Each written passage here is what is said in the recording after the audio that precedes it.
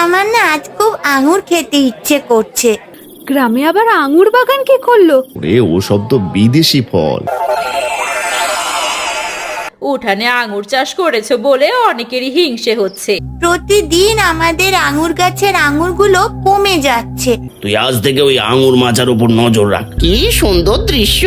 শেষে কিনা বাড়ির উঠোনে সোনার আঙুর চাষ করলি মালা।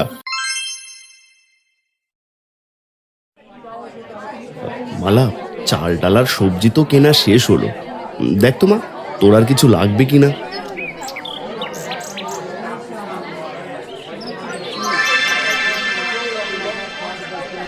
বাবা, ওই দেখো ফলের দোকান, কত সুন্দর কালো আর লাল আঙুর।